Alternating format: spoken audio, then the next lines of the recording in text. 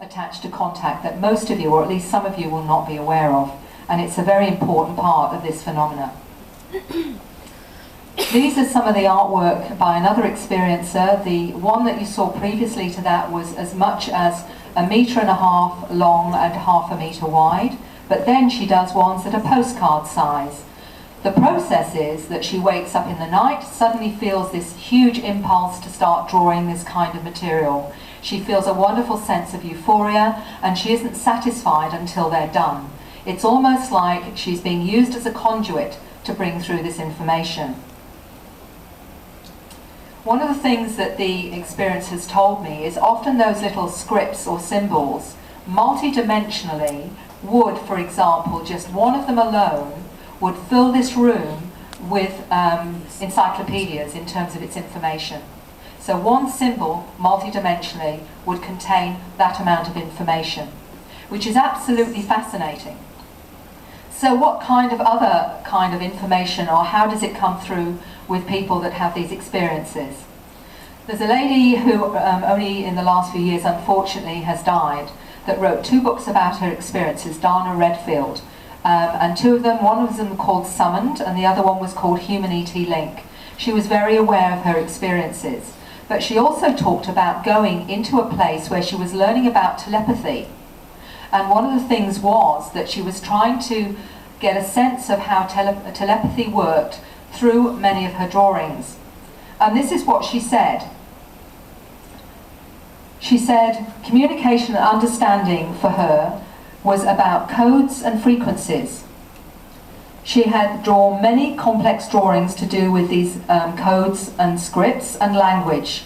And she said that some of them show gateways or portals. And at the time I understood it, but couldn't retain conscious understanding. I really tried to leave notes or tracks so that I could understand them later, but it didn't work. It's contact communication. I've got so much, but it gets buried. And she goes in to say, it's like working mid-plane between human language and mathematics, and the higher laws of communication and creation. It began working with letters and numbers. And she said certain words are like concept fields. And she said it's too large to be comprehended by the uninitiated mind. So she said that it was like unpuzzling a kind of art linguistic sacred geometry. This one, for example, she interprets as showing pathways through the house of life to higher states of being. This one, House of Life, she said, is similar to the Kabbalah tree of life. It was given to me, and I use it in many ways to glean things beyond what the linear logo schooled brain can understand. As you can see, they can be quite complex.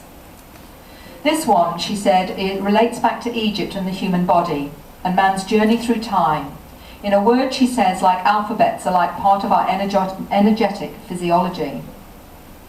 This one, the inner eye, is a geometric polyhedron trying to map a process. So she's talking about trying to understand from a conscious level something that she's learning in this other state of being.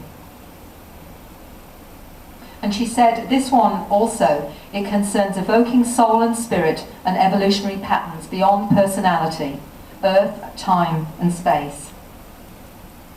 The star wheel, she said, are tools or potentials as I explored new mind fields.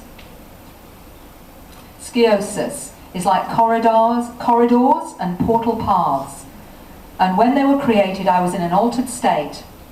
I felt like I was seeing a big picture, a design behind our lives and all created things. And she said it's like being slowly infused with a new kind of light that is changing the very links and pathways of the brain. The very links and pathways of the brain, very important. It's complex, it's like a complicated map of my journey of adapting to a new consciousness.